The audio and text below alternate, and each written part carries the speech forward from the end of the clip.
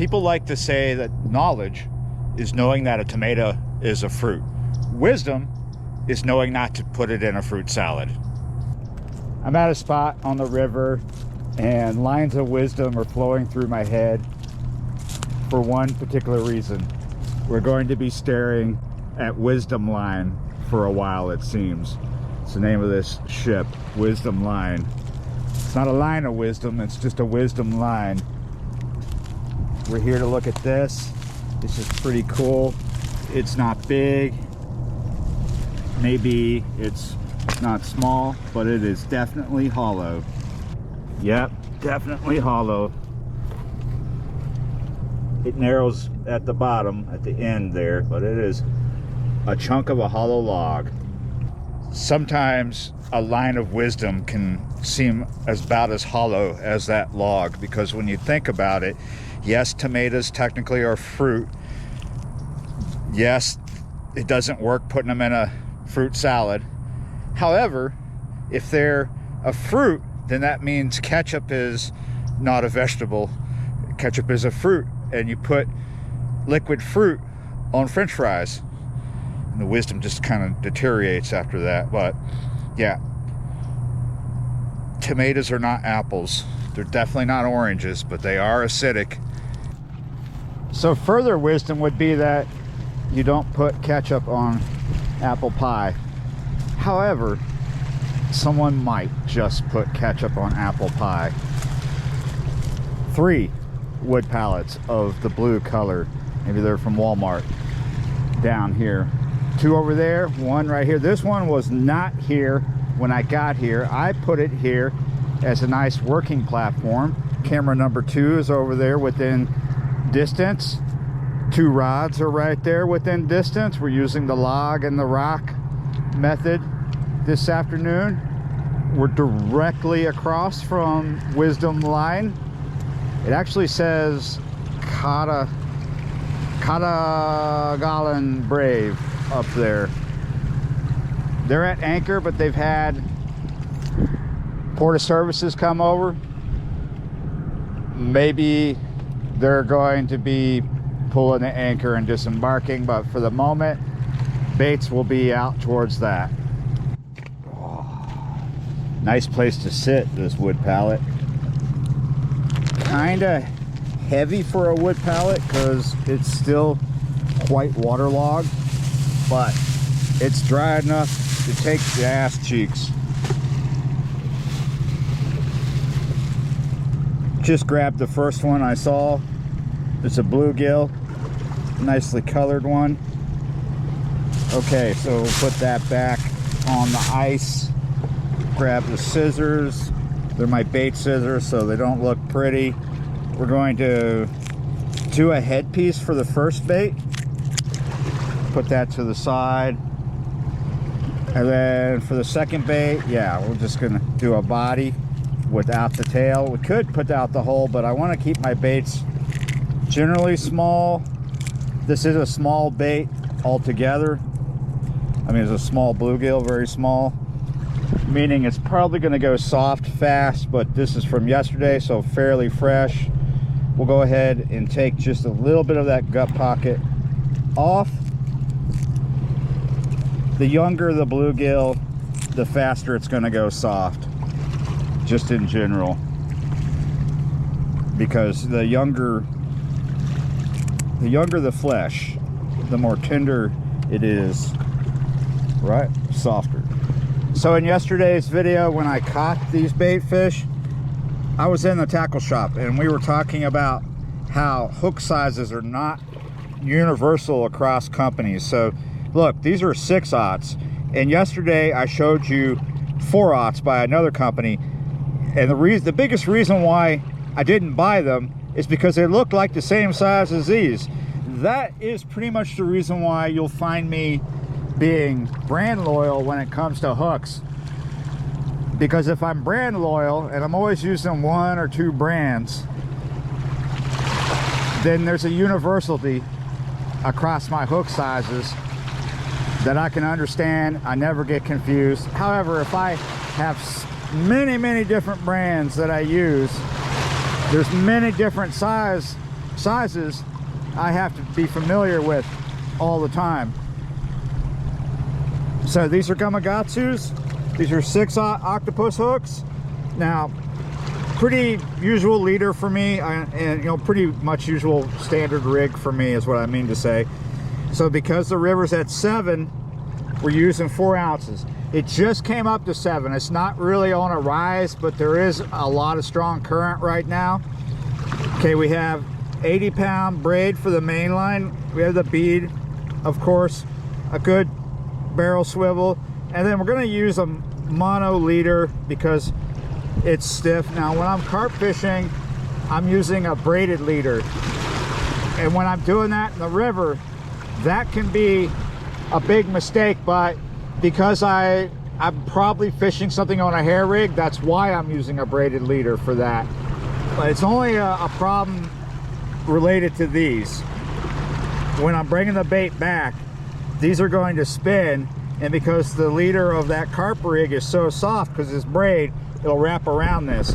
However, because I'm using 50-pound mono for my leader or hook link, no matter, you know, whatever you want to call that, it's not going to twist up so bad. So the fear is twisting when you're presenting the bait to the fish. You don't want this to be all twisted. So this strong mono leader should stay stiff out in the water and not twist around. These sometimes do cause an issue, but a lot of leads that you put in line will do that at times, depending on the current and what it's doing at where you're fishing. After I got awake this morning, after a nice cup of coffee and getting my dogs out, I saw a comment that surprised me. It said, "More talking, less fishing." I'm kidding, it was the other way around. More talking, less fishing. All right, so decent cast upriver slightly. I know this spot, I know what's up, I know what I'm doing. I need that to have plenty of time drifting so it stops where I want it to stop.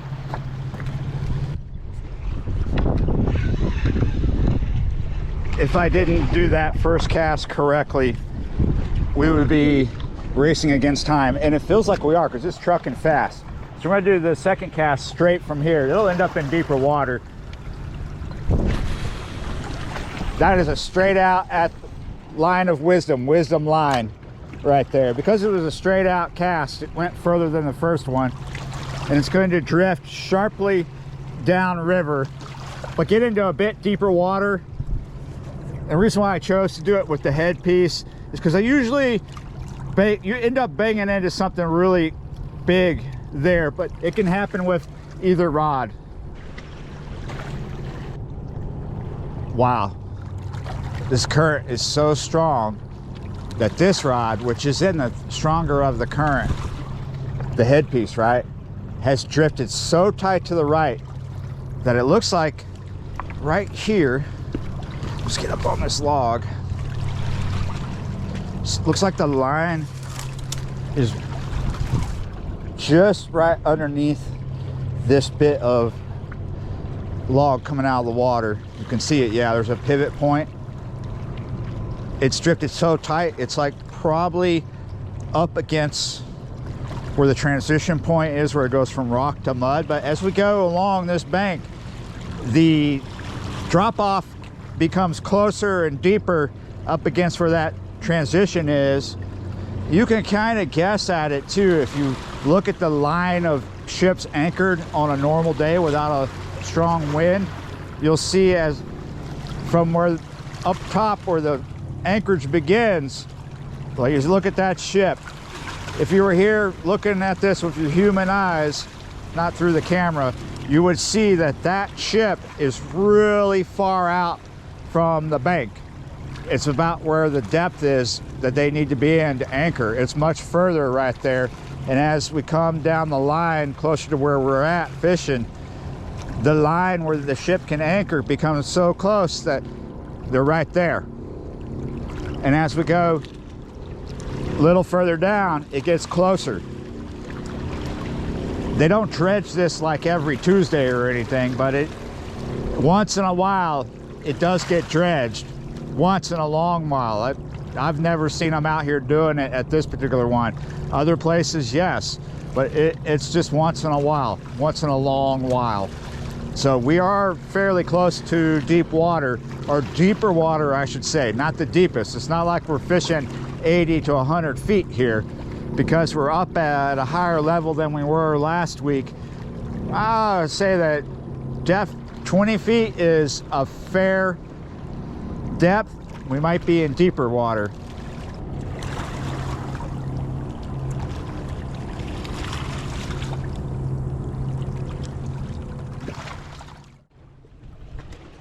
More talking, less fishing. I don't think people get it. Usually when I'm talking, I'm also fishing.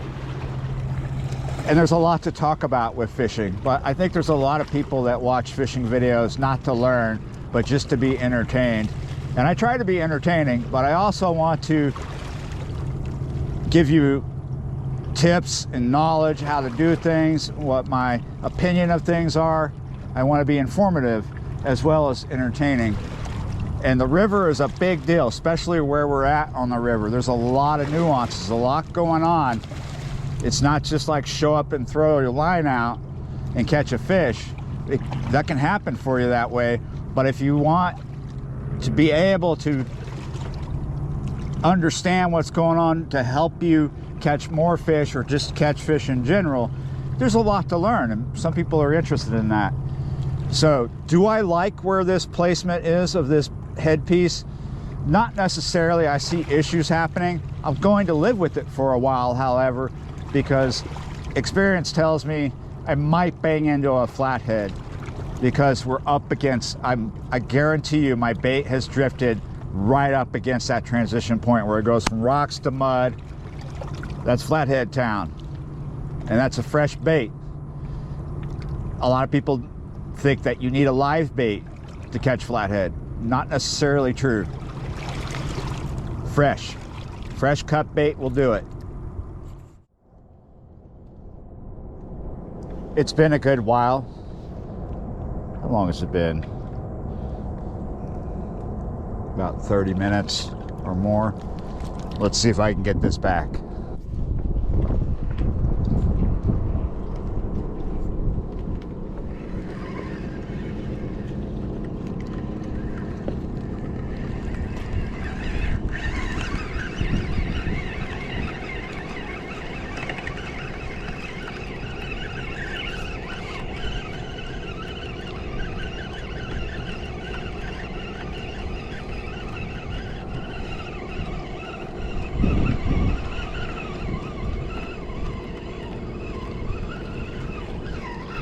All good. Let's do the replacement of both of them now.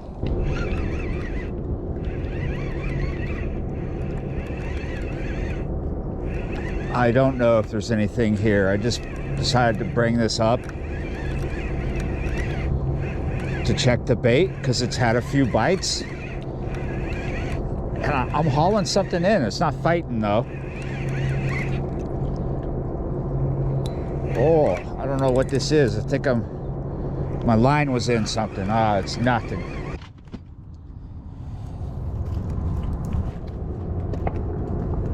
We're like right here at sunset. Maybe about 7 bites I've had. I'm gonna start packing up slowly. Get some things packed. I don't think it's happening.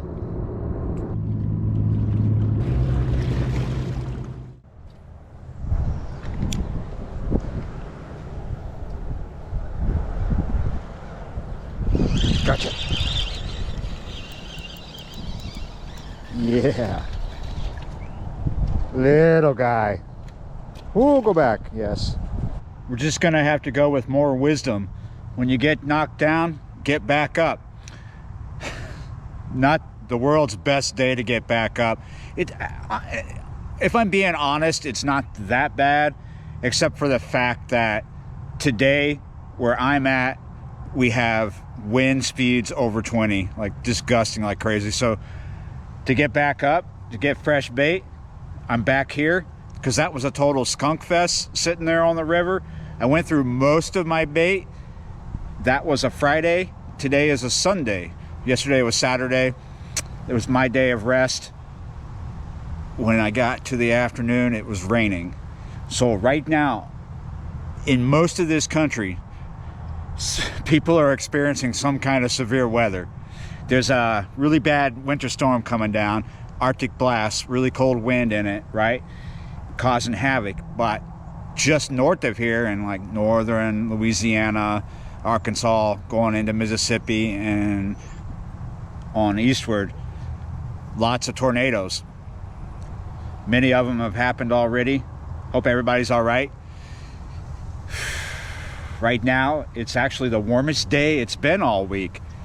Well, since last week. This is the first day of the week, Sunday. It is 76 right now, but very windy. So it's gonna, as this front comes through, it's gonna get cold tonight. But then tomorrow night, we could see freezing temperatures here where I'm at. So right now, we're just going to take advantage of what we have. We're at this spot because during conditions like this, it's fairly protected from the wind. Yeah, you're right. So as you can see, I have the ability to catch fish here today. The river is a no-go right now. It's like an extreme wind tunnel. Yeah, you're right.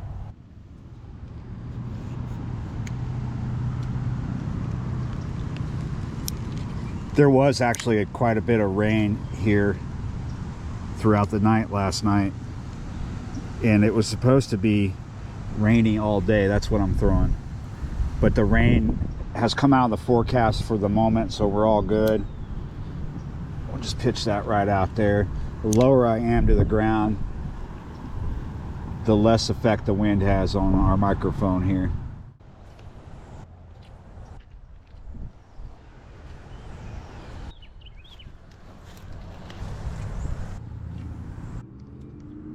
After spending a fair amount of time walking around here looking for bass, let's spend some time looking for bait and then get back to that bass thing. I'm just going to drop shot a bit of red worm on a size 6 Aberdeen. We'll look just like basically right in front. We do have a high level here today. I was expecting it to get pumped down. And it has been pumped down a little bit, but not as much as I expected it to be.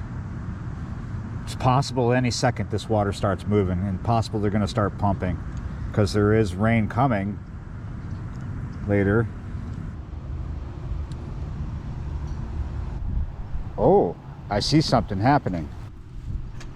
There we go. You had to let it just sit. I was thinking, oh no. No, that's not what I was thinking. Okay, let's go back to what I was doing. Drop it right back down there, and thinking about changing the subject matter of this channel to make it easier to make content during winter.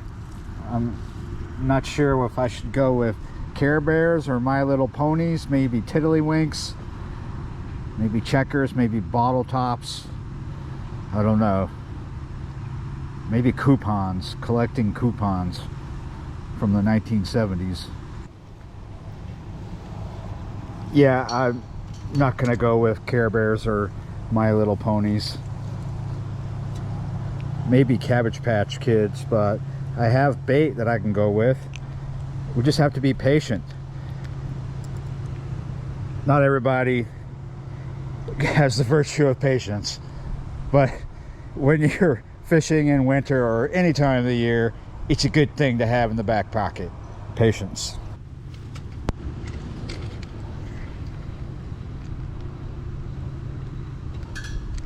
Hey, 2 baits.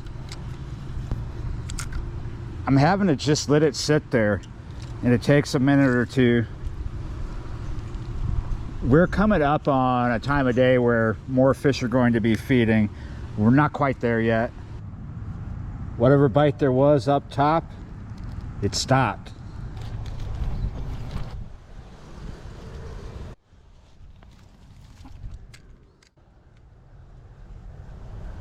Well, that was a bite. I had to lay the rod down to do something. Call of nature and whatnot. So getting bait, fresh bait this time of year can be difficult. Sometimes all of a sudden, ooh, when you start doing it, you get two and you think, oh, I'm on my way, and then it just stops. You don't have a bite for about an hour.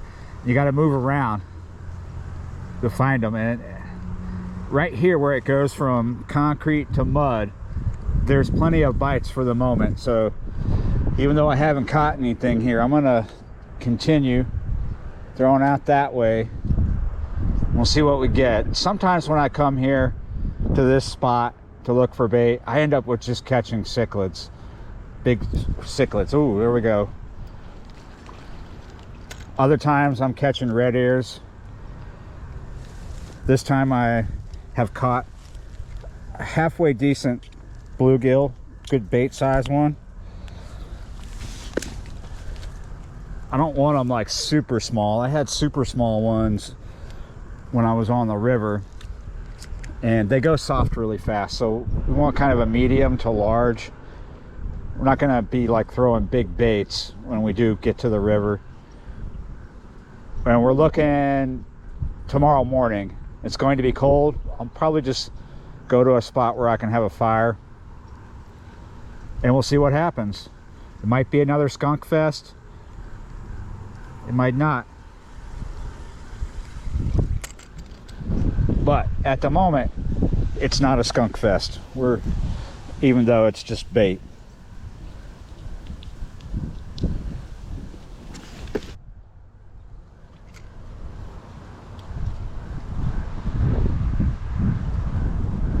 Oh, that was a nice hit right there. Whoa, there we go.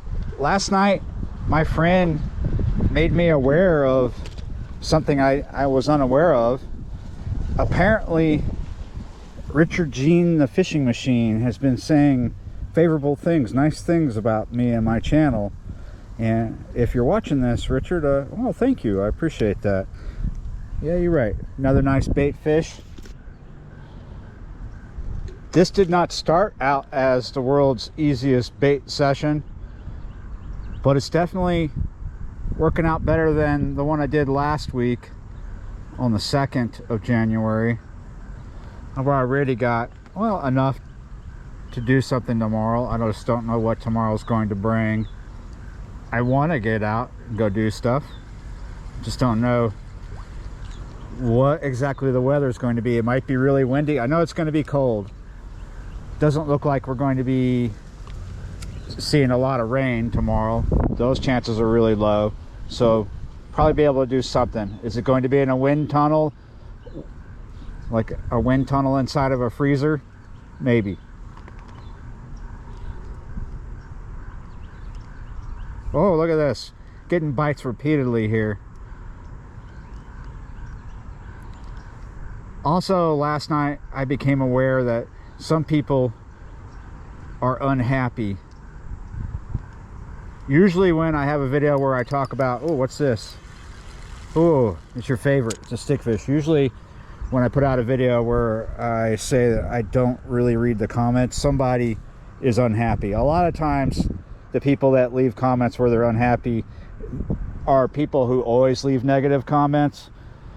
But if you're unhappy because I don't read comments, I apologize.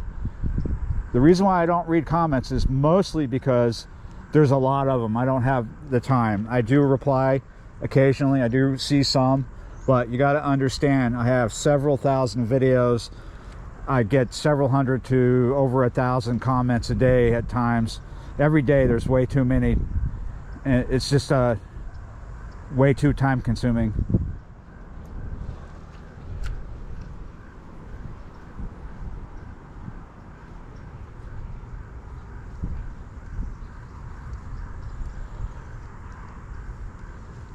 You know, I haven't even been counting what I have in there. I think I have like 5 or 6. Ooh, there's a bite right there.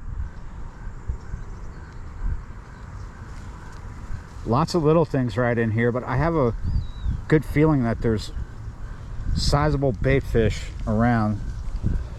But we're definitely getting attacked by everything. I think when I started this, there just wasn't a lot of feeding, and now we're like close to sunset. And I mean close, like razor close. So everything's starting to feed. I might start throwing a bass bait again if I feel like I have enough for tomorrow's session. I don't know. I think my rain chances ramp up as I get deeper into the afternoon. So there we go. Nope, no we don't. There's like a bit of weeds. When I pick up a fish, I have to bring it through something right there. And we're starting to, we could probably make do with that. We're starting to get down there. Okay, so probably should pause everything after this and do a count to see if I can back off getting bait fishing, like just do some proper bass fishing here. I'm not going to go anywhere else because I just don't have the time. By the time I get to another spot, it's going to be maybe dark. But as you can see, this water, if you can't see, I'll tell you, it's dirty because of all the storms before this. Like, it was raining this morning. I've got my deck boots on because when I got up this morning, I had to put them on to walk the dogs. It's standing water everywhere, flooded. And it's still that way. That's why we still have them on, because I don't want wet feet. It's sloppy everywhere. So this is dirty, but where this drains to, Bayou Berrier, that's going to be even dirtier.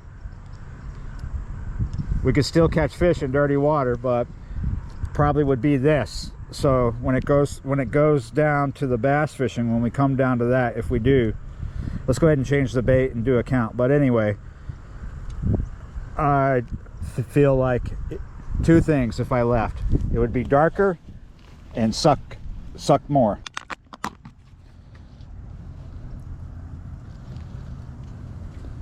I was correct. I have 5 bait fish. 6 is usually a number, 6 or 7, that will give me confidence if it's a 2-rod session anyway, and I'm the only one.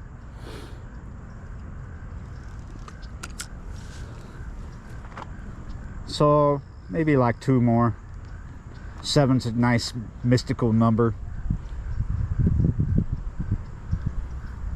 And we're losing the light. Ooh, ah, had a bite right there.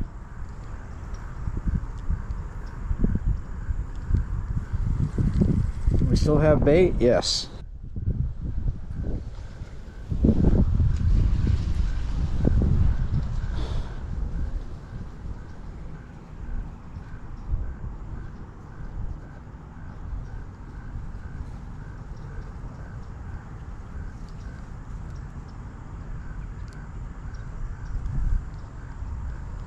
There we go. No, we don't.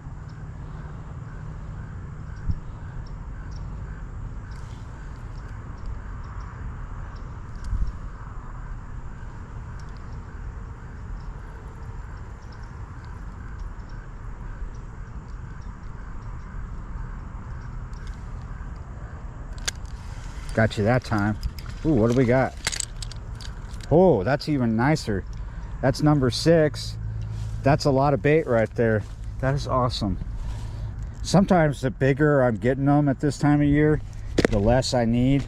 But because they're all different sizes, we're gonna go over quota, as apparently I like to say.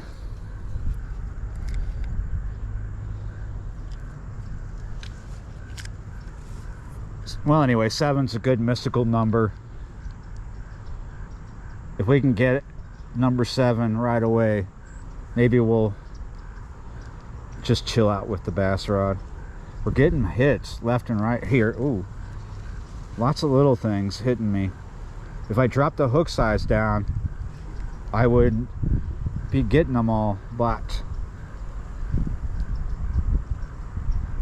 I want a certain size. Sticking with this size. Here we go. There's number 7. Not bad. Anyway, if I stick with a certain size hook, I'll get what I want, rather than spending a lot of time. Oh, look at him. Something was getting at him. I spent a little bit of time looking for bass. I think it's a 1 bass day. Yeah, you're right. I'm gonna take off. Hey, thanks for watching.